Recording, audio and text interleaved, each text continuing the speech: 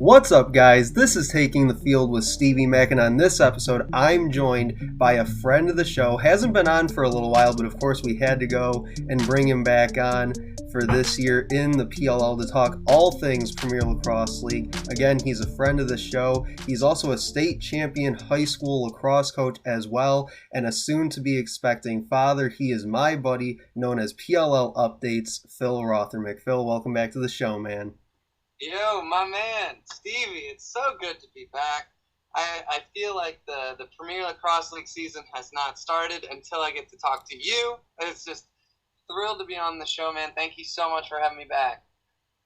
Yeah, and it's like you said when we were talking just a bit ago off the air, how you talk to these people on lacrosse Twitter. You've been on the show, like we've said multiple times over the past few years that this show has been around, but it's always fun to be able to talk, and it's always fun when you get to meet a lot of these people in real life because you feel like you've been friends forever, but you're just meeting for the first time. So again, super excited to have you back on the show because like you said, doesn't really feel like we've truly got into the PLL season until we've had you on the show to talk. So we're gonna put you through it here over the next few minutes. We've got some questions to throw your way that I'm interested to get your feedback on. So to start us off, we've officially, with the week prior to the All-Star break, an off week, of course, here in the PLL, we've now hit that midway point of the 2022 season. Give me some of your first half storylines from the first half of this season. It can be a team, a player, whatever you've got for us. Yeah, man, absolutely. I mean, it's tough on where to even start, right? I mean, going into this season, I said there are two teams that I felt like really had a good shot to make a run at it. Now, I mean, there are other ones as well. I'm not saying like these are the only two ones. But my first thought was Atlas. Atlas, of course, I think everyone was on that train. They have an unbelievable amount of talent on that team. And let me tell you a little secret on how to be good in the PLL. This is how you be good as a team in the PLL. You have a good goalie and you have a good face-off guy. They don't have to be great, but you have to have good players at those two positions. Because if you don't, you're going to sink, right? They have Baptiste. We'll get to him in a bit, but he has just been unbelievable what he's been able to do. And they have Kincannon, and Kincannon has been playing at a great clip as well. And then, of course, you add in their offense, their defense, and they're the real deal, right? But the other side of that, the other team that I mentioned, I said specifically a healthy Redwoods team. And where has that gone wrong? Their goaltending, right? Troutner, I don't know what happened. I don't know if it's a mental game. I don't know what it is. I know that goalies can be a little bit in their head sometimes, but he has not been able to get it done like he has in the past. And TD, right? Up until recently, TD has not been playing the strongest game either. I'm not sure what that's about or where that came from. And then that trickles down to the offense. They've made some silly things like bad passes and stuff like that, which, you know, I'll be honest with you, the Redwoods might be my biggest surprise of the year because of how poorly they've done. Now, I got to give them a little credit here. They played the Whip Snakes, lost by, I think, only one goal, if I'm not mistaken. And they played an unreal game. TD looked like himself. Kelly came in the game, has done really well for them. And then they played the Archers and lost by one goal. And again, they didn't look bad. They looked like a good team. But unfortunately, looking like a good team and winning as a team are two different things. And they don't have a lot of losses to give in the second half if they're planning on making some sort of a playoff run, which I think they're capable of doing. If they can take this momentum and flip it into wins, win out the rest of the year, or maybe have just one loss, they could slip in there, and if they're hot at the right moment, there you go. Speaking of being hot at the right moment, how about the Chrome, right? My man, the boys in armor, showing up, the Knights of the Round Table, whatever you want to say. Those guys, right? They've been really looking dominant. Connor Farrell has had a great season thus far. They've been really going good, going strong. What's going to be interesting to me is this Chrome team, how are they going to respond to this loss to Atlas, right? Sometimes if you're on a hot team, I think a lot of people out there who've played sports know the feeling. You start winning a bunch in a row, you start to feel good. And then you get a reality check all of a sudden, some way, shape, or form. And it's kind of like, do we take this and get pissed off and burn the world down and put some gasoline on it while we're doing it?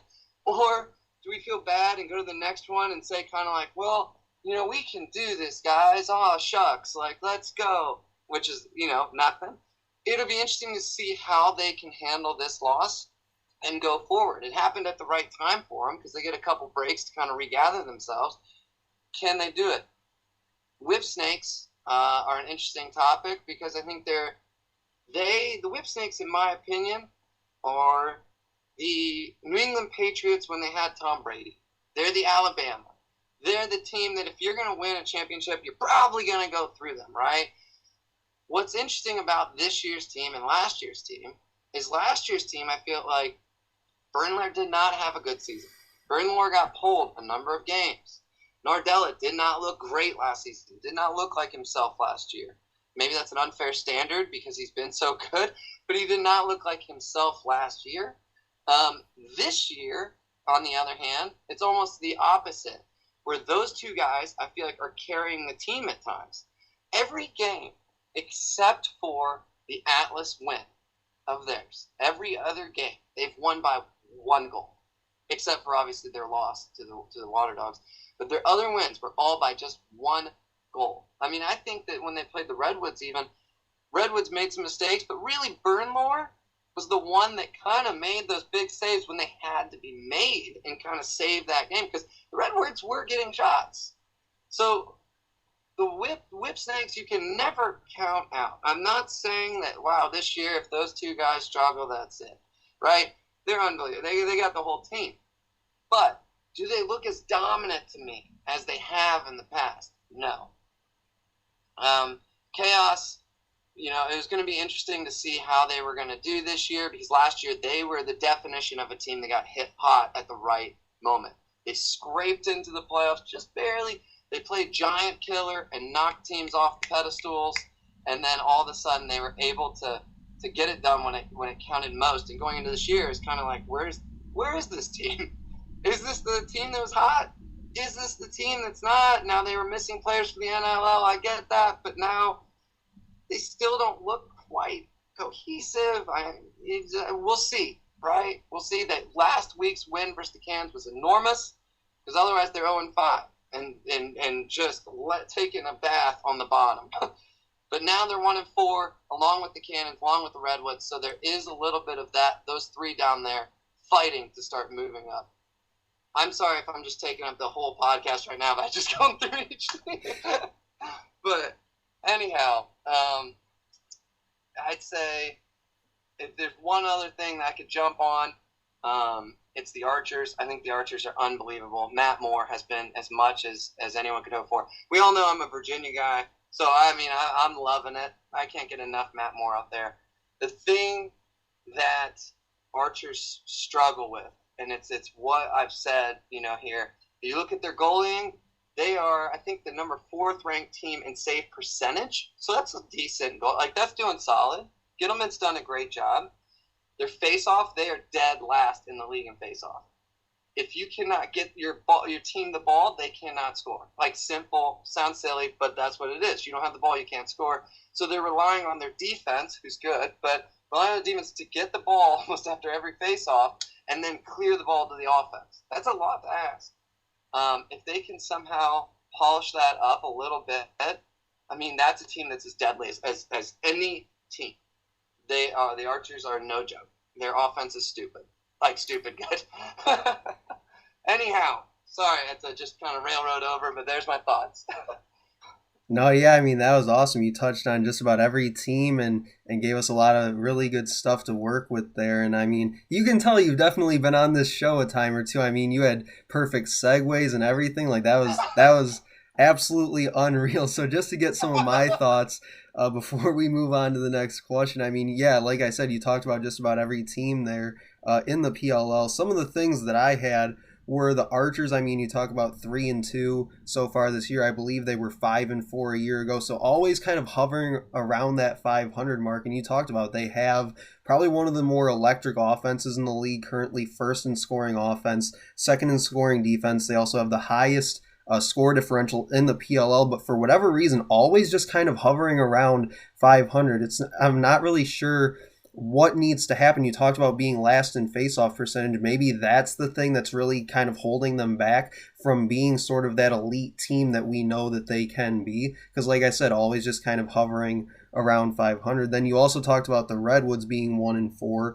They're last in scoring offense, second in turnovers. That was a big thing that you talked about with them offensively. And you also touched on sort of the struggles to start the year for guys like Troutner and T.D. Erlin, especially.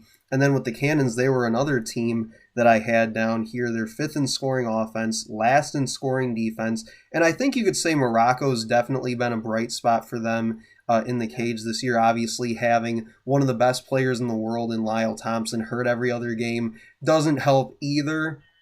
Yeah. But still, I feel like that they're just one of those teams kind of similar to the Archers where you feel like they should be doing more with what they have. And I mean, you talk about their first year and a half now in the PLL. I believe it's a 4-10 record for them in the PLL. So you'd like to see them hopefully come out hot the second half of this year and try and turn things around, because of the fact, especially when you think about bigger picture heading into the future, they had no first round pick in 2021, no first round pick this year, and now they trade away their pick to the Atlas again for next season as well. So I almost want to wonder, if things continue to go the way they are the second half of the year for the Cannons, do they maybe start to sell some things off and try and get some picks, especially a first round pick, back next year as well? But to move on here, I want to get your championship favorites so far for 2022. You went through, gave us the breakdown of all 8 teams. Now let's get who you have as sort of your championship preview possibly for this season. Yeah, absolutely, man. I mean, the thing is, right now, I think Atlas, Chrome, Whipsnakes, and Archers have separated themselves from the pack. The Water Dogs had a great win. It was a big win. But if you remember last year, Chrome, who didn't make the playoffs, also beat an undefeated Archers and an undefeated Whipsnakes at one point and still didn't make the playoffs. So I need to see more from them before I can push them up into this conversation.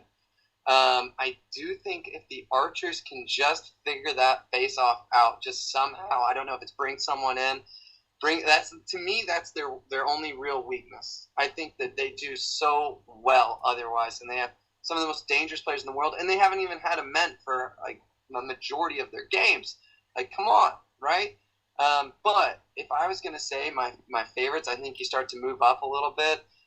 Whipsnakes are looking great, but they just haven't been necessarily dominant. Every game that they've won has been that kind of. I mean, a win's a win, but it seems like every game has kind of been that nail biter of like, looks like the Redwoods, who have done nothing, are going to pull off the upset, and then they barely get that goal, and it's kind of like I'm feeling like there's been a lot of games that they almost shouldn't have won, but they've gotten that kind of one extra draw that they just happen to need, and that's all it took. But I look at someone like the Chrome. I think that they've played a tough schedule. They've done well. They've been dominant. They've been down and come back in late in the game. We're not talking down at halftime or down the second quarter. We're talking late in the game and found their ways to come back and looked mean doing it, right? And I look at Atlas. Atlas has had a tough schedule thus far. They've played some like real teams. They've played Chrome and they've played the Archers. They've played the Whipsnakes, and they've only lost to one of those, right? Of those big 3 teams. So Atlas has played a strong season thus far. So I hate to just say the top 2 right now, but I do think Atlas and Chrome seem to be kind of the ones that are towards the front of the pack. If I was going to be honest, I think the Archers are knocking on the door of that 3rd spot in my mind. So not quite there, but they're knocking.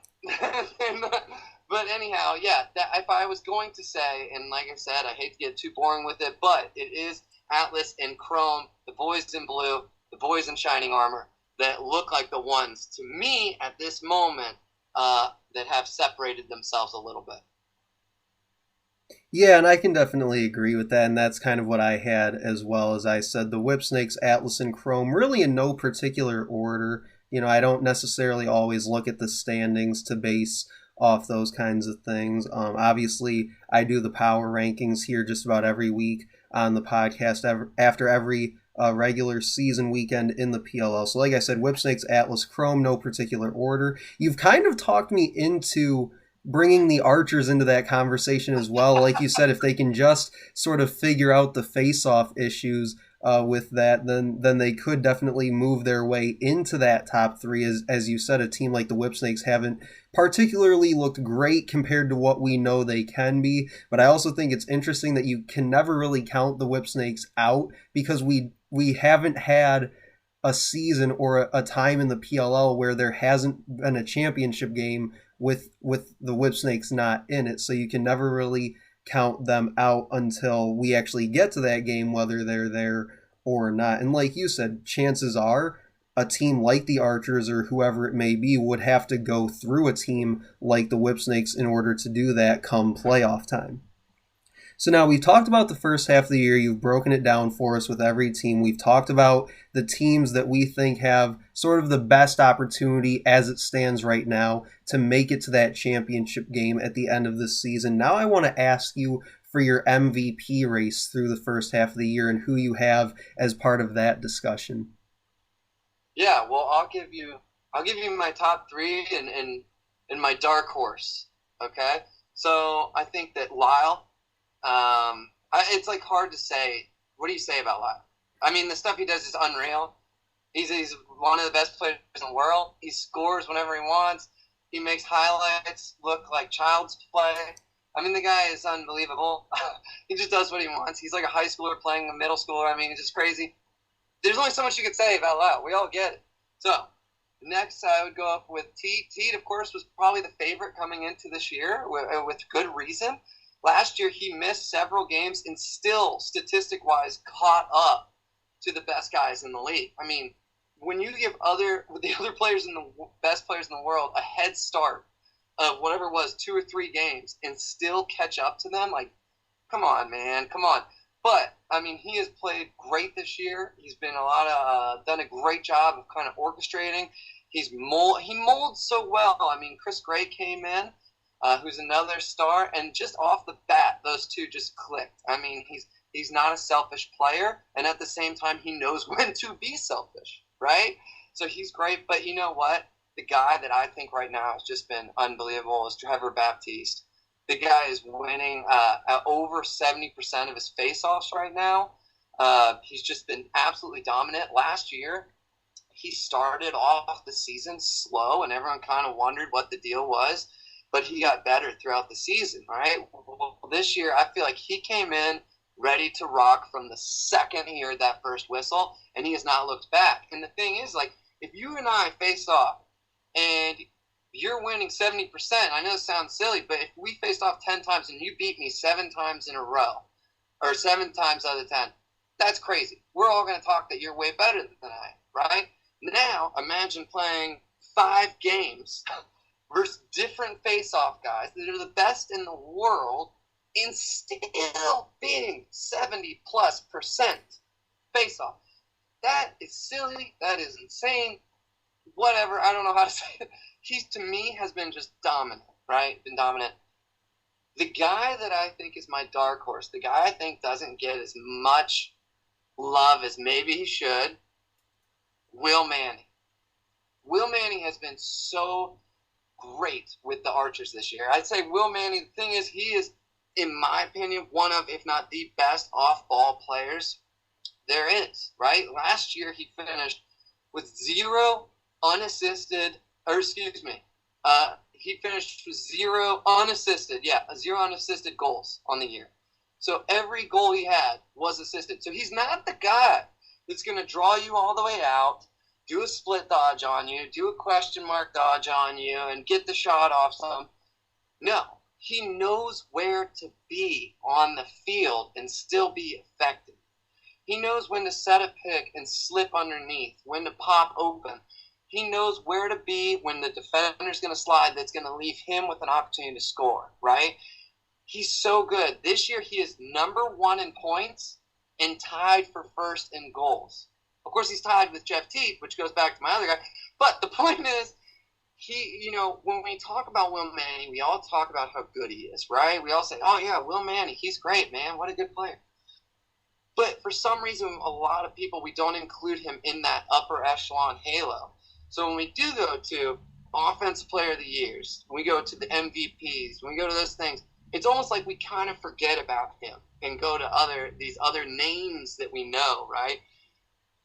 And maybe, that is what it is. It's not a big deal. I'm not sitting here trying to be some big advocate that we don't talk about Will Manny enough.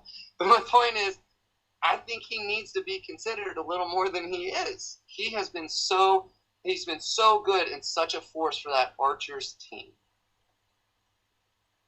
Yeah, and I think one of the things, and this is probably nothing against him per se, but I think the thing with Will Manny is you talk about a guy like Jeff T, Trevor Baptiste, even a guy like Kyle Bernlohr, which I'll talk about in a second. Those guys are on teams that are leading in the PLL standings, and then you talk about a guy maybe a little bit further down the list in Will Manny. I understand that the MVP award is obviously an individual award, but a lot of times, and this happens in other sports as well, you see where people tend to start to kind of sneak in sort of he plays on a bad team, or he plays on a team that, is 500 or this or that. And so while it's not necessarily supposed to be a team award, you always get kind of that narrative that comes in about, well, these guys are doing it on better teams and this and that. And that may be kind of what hinders Will Manny a little bit, even though you said he is one of the top scorers in the league, not only last year, but this year as well. So real quickly, mine that I included in my sort of MVP race to this point, I also had Jeff T, because like you said, second in the PLL in points to Will Manny.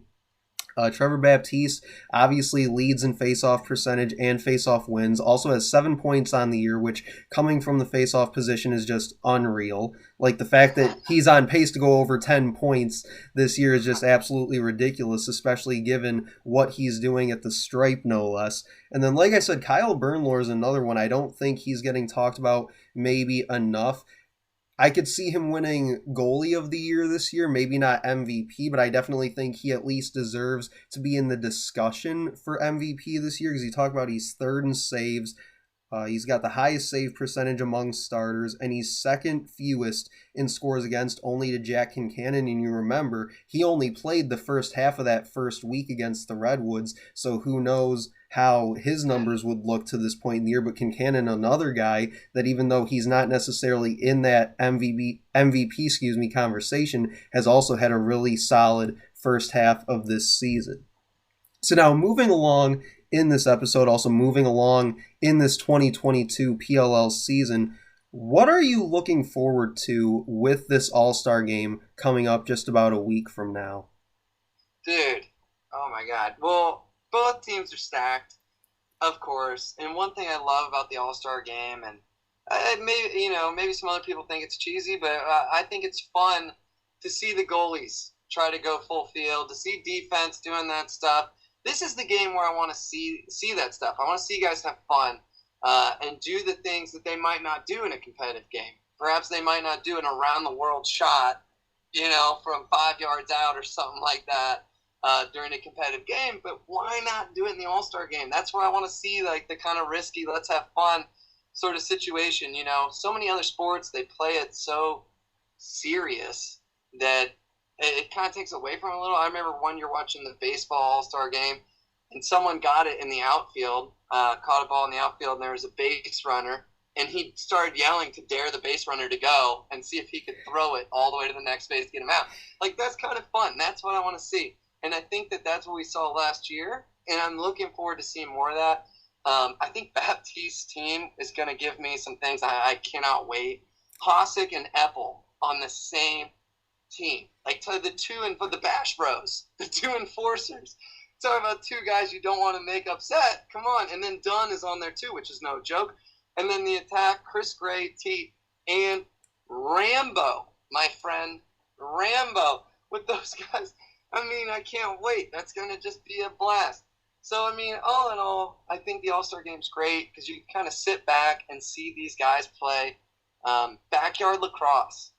Go back to the roots. Don't worry about plays. Don't worry about this or that. Let's just enjoy ourselves and see these guys draw up the plays in the dirt, if you will, and and just let them go for it. Yeah, absolutely. And you talked about how Baptiste's team is going to have so many different highlights and things that people are going to be talking about during that All Star game. If you remember back, I believe it was to last year's All Star game when I believe it was Brian Costabile hit that 2-pointer and then did the backflip right afterwards. So I wonder if we'll see some celebrations like that again this year in the All Star game, because that'll be a lot of fun. I think that will be more fun than the goal itself in a lot of ways for people, because that'll definitely get them talking and definitely bring more eyes to the PLL and the All Star game in specifically. But one thing that I'll definitely be looking for in this game is that they always try to implement different rule changes just to shake things up, really get some of these guys out of their comfort zones, and just make the game a little more uh, fun to watch, a little more entertaining is the word that I was actually looking for there.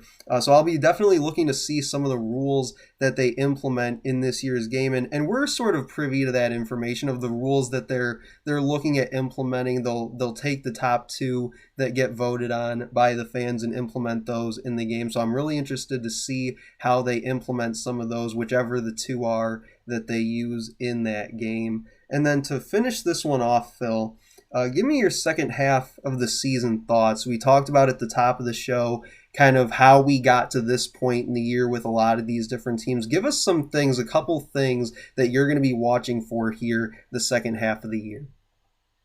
Yeah, absolutely. I mean, I think that those top three, the Whip Snakes, Chrome, and Atlas, I think those guys, for lack of a better term, are going to continue to kind of cannibalize each other a little bit.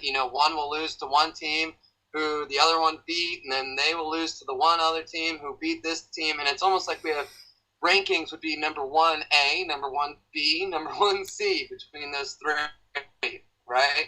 I think those three will keep swimming around.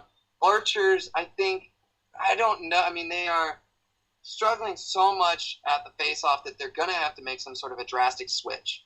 If they can bring someone in that can even just go 50%, even 45 at this point, because I think they're all the way down in the 30s, then I think, like we said, they could be a team that starts to get a little more into that top three conversation and see where that goes. Water Dogs, to me, are a question mark, flat out. That was a great win. That was a huge win. I think they have the talent, no question. I love Michael Sowers, huge fan. But does that translate now to 2 wins and 3 wins and 4 wins and making a run? Or is that just a big highlight win that they can hang their hats on and, in a few more weeks they'll get another couple of wins, whatever, we'll see. The Redwoods, with having those close, good games with 2 great opponents, and the Whip Snakes and the Archers, I want to see if they can finally translate that to wins, right? They were so horrible to start the year. And I'm sorry, Mark, if you're listening to this, sorry to bash your Redwoods, my brother. They're great, but they were so horrible at the beginning of the year. And now we've seen them translate, right? We've seen them kind of work their way back to now where they're right there on the cusp of these big wins. But can they finally just find that extra 1 or 2 other goals? Preferably if Perkovic could hit a 2-pointer, or Kavanaugh could turn it on a little more. Or quite honestly, if they would just kind of put Garnsey back at attack, running out of the midfield's good in theory, but didn't work in 19, didn't work in 2021. I don't know that it's really working this year. Whatever. Point is, can they find those couple extra goals to be able to move that into the top half? Cannons are, an interesting team to me, because when I look at their roster, I see unbelievable talent. I see a team that should be in that top 4, and they just aren't. I don't know totally why those Legos aren't clicking. I don't know totally where the puzzle piece that is missing to complete it. But that's a team that I don't have a lot, because I feel like they should be better. It's like my gut tells me when I watch them. And I enjoy watching them because they got the team. I'm like, this is fun. But why can't they connect, right? And then Chaos, man, I don't know. Chaos are an interesting team, because if there's a team that for some reason can just suck for however long and then find their way in the playoffs and then do great in the playoffs, it's them, right? They've done it. They in the first season they actually were really doing well, but then in the championship season they weren't. They found their way in. They won a game last year. They were terrible. They barely get in. Then they beat Atlas, and I think they beat the Archers. Yeah, they beat the Archers, two huge teams. Then they beat the Whip Snakes, played Giant Killer. So, I mean, who knows? Whatever. That's crazy. For all I know, Chaos goes undefeated the rest of the way. They just will do whatever. There's no way to predict them. But, one team to go back to, the Whip Snakes. The Whip Snakes. They have been trailing at halftime for every game thus far this year. And like we've talked about, they've been able to come back and win by that one goal, usually. Atlas, they beat by 3. Water Dogs, they lost. So, I mean, there's a little variation, but for the most part, it's just been these one-goal games. Can they finally just put together a game where they are able to lead from pretty much the whole game like they usually do? Do they have to kind of keep playing this game of coming back to try to win? That I want to see. I want to see how that goes. But yeah, Chrome, again, we'll see how they respond from this loss. I think they'll be fine. They look just so dominant this year. They look so good. They look so aggressive. They play with a passion. They play with a chip on their shoulder. They don't want to hear the term the Chrome back. Don't call it a Chrome back, baby. They've been here, right? So I think that they are a team that can continue to be this train, this force they've been. And Atlas right now is just being the team we thought they would be. They are loaded. They've got every bit of talent. When you look around all the positions, it's like they've got every guy that you need, right? And so if Atlas just keeps playing Atlas ball right now, they're going deep. I know that for certain. But, they didn't play very good against the Whip Snakes, so we'll see if they have an off game when it matters most, or if they can learn from that and continue to push forward and like I said, be the team that they should be. So, there you have it, Stevie. Yeah, again, a lot of great stuff there from Phil, start to finish here on this episode. Just to get my thoughts really fast before we wrap this episode up here on Taking the Field with Stevie Mack. You look at the bottom third of the standings right now through the first half, 3 1-4 teams. I really feel like when you look at where those top 3 teams are already with 4 wins, you talk about the Archers, a team with 3 wins. Water Dogs, you feel like will probably get a few more wins here second half of the year, probably be around 5 wins when all's said and done, maybe get up to 6 wins if they get hot the second half. I really feel like going back to that bottom third, those 3 1-4 teams, you really feel like that's a race to whoever gets to 4 wins and then maybe has a tiebreaker here and there to really get themselves into that 7th spot, that 6th and 7th spot in the PLL standings, so that they're not the team on the outside looking in, kind of like the Chrome were a year ago, being that team on the outside looking in. And I really feel like the Chaos, as you mentioned, they're a team that they always kind of have us in the first half, and then they come out second half and say, yeah, we're a totally different team now. This is who we really are, type of thing. I feel like you can never really count them out. But again, it's that race to 4 wins. They do need to come out the second half of the year, and if they're going to even have a shot at defending their title, they got to get probably 2, 3, maybe 4 more wins this year. And they have the Whip Snakes, Redwoods, and the Chrome coming out of the All-Star break, so it's going to be really tough to see where they even get maybe 2 wins out of that. And then you talk about a team like the Cannons. You talked about them before. You really get the sense that they should be a lot better than they are with what they have on their roster. And you talked about maybe not necessarily being able to put those pieces together in a way that you see that success on the field. And I talked about earlier, the first year and a half of their PLL existence, they're 4-10 overall. So with the fact that you don't have those first round picks right now, when do you start to move some pieces around so you can get some of that draft capital back and start thinking about looking towards the future, is something that I'll be watching for with them, because again, they're one of those 1-4 teams. It's going to be very difficult for them to get 3 wins the second half of the year, because they have Archers, Water Dogs, Redwoods, Chrome, and Whip Snakes are their 5 games to round out the regular season. So where you find 3 wins in there, I don't know. Can they, as you said, kind of finally put those pieces in the right place to where they can be able to do that? That's something that I'll be watching for the second half of this season. But Phil, thanks again so much for joining me on this episode. It's been a long time coming. I've been talking to you back and forth for a little while, saying we got to get you back on the show. So glad that we were finally able to do that. We covered a ton about the first half of the season here in the Premier Lacrosse League. I'm sure we'll get Phil on maybe one more time before season's end to really put a bow on this season heading towards the playoff. But that'll do it for this episode of Taking the Field with Stevie Mac. Make sure to like, comment, and share on this post. You can also check out the podcast anywhere you get your podcasts, including Google, Apple, Spotify, iHeartRadio, TuneIn, and Stitcher, as well as a new one here to the platform. But that'll do it for us. We'll talk to you guys later.